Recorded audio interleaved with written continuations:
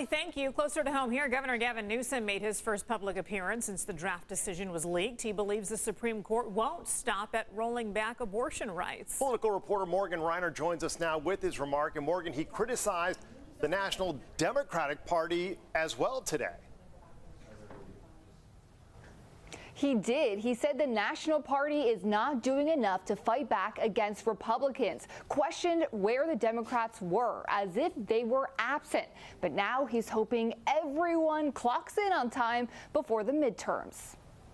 Newsom thought the headline his staff handed him to read on Monday night was a joke. And I said, is this The Onion? Is this actually happening? Is this true? He believes this will be a defining moment in the upcoming midterms above inflation, crime, and other issues. Everything's built off that fundamental right, freedom.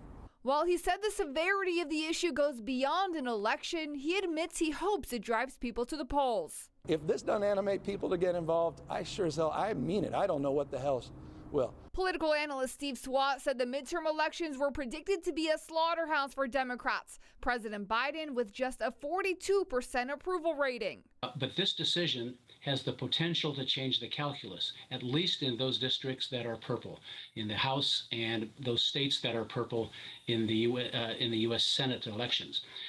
It is one issue that motivates and galvanizes voters. While California is a deep blue state, Swat said there could still be an impact here. There are some districts in Southern California, Orange County, for example, that are considered toss-ups. If the Democrats get motivated on this issue and turn out in those districts, it could make a difference. GOP strategist Rob Stutzman said the leaked draft will not impact California and that across the country there are more important issues on the forefront. Republicans have a clear advantage on at the moment are those kitchen table issues related to particularly inflation, high fuel costs. But agreed that in purple states there's a potential for an impact. There's a lot of polling showing that young Democrat voters are moving away from the president. They're not confident in him. But we also know that younger voters may be more likely to come back to the party over this issue of abortion rights.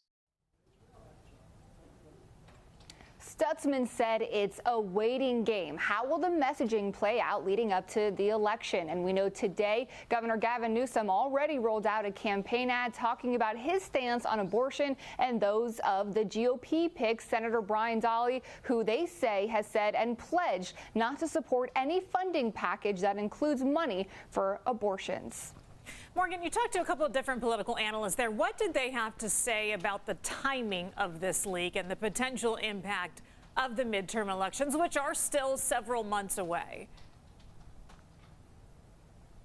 Swat did say that the timing was no doubt purposeful, but was it a Democrat hoping to get people out to the polls, trying to get justices to change their opinions? Was it a Republican who leaked it, trying to cement the votes that are already in place? Now, those are answers that the justices are trying to figure out. That's what's really interesting about this. You could see where both sides could maybe gain from having this information get out there. Morgan, thank you for that update. We'll be hearing a lot more on this story. That is for sure. Yes, a lot of unanswered questions. And again, the actual opinion, the final opinion, has still not been delivered at this point. We'll see if